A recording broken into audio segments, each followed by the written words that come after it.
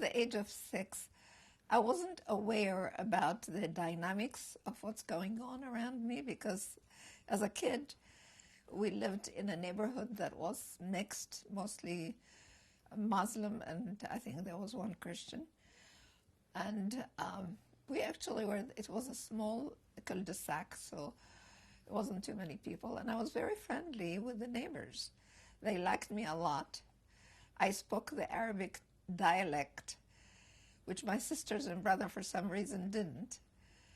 And they liked it, so they felt like I was one of them. So I wasn't aware of the tension or anything. And maybe they wasn't.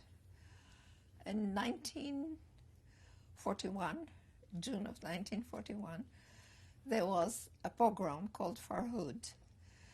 And that's when I got a different glimpse on life.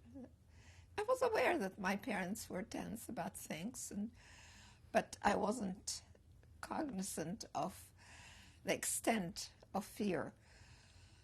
What happened then, we lived in a house where it had one window to the main house, the main street, which is called Shara al-Rashid. It was the main street in Baghdad. And we were all sitting, watching what we thought was just breaking in and looting. And it didn't look like it's anything violent or anything that we should worry about that much. My parents must have been aware that there was tension. And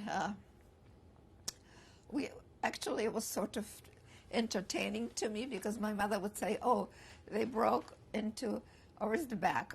It was a store of shoes. And I was kind of, fascinated that she can identify from the merchandise what they were looting. And then, out of nowhere, tanks started to spray bullets. 3 bullets went through the window. One probably inches from my mother, who was holding my baby sister in her arm. And they lodged in the wall behind us. Of course, the family scrambled, and my father said, we'll go downstairs one by one. And I was listening, getting understanding of strategy here, that they don't want us to be killed more than one at a time. And the fear was, it was the type of house which was Middle Eastern, which is open around the center. And the fear was from airplanes shooting. I don't know how realistic that was, but that was evidently a fear, because why would you worry when you are in the house, in the center of the house? And once we were downstairs, where we felt evidently more secure, my father was a smoker and he wanted cigarettes, and I said, I'll do it. And he said, don't look through the window. Well, he invited me to look through the window. We were hearing moaning.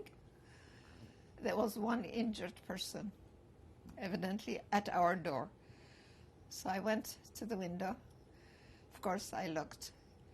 And I saw a man with a sack next to him, injured, leaning at the door. And all the Muslim neighbors didn't come out to help him or anything. So that was interesting. I never told my parents that I peeked.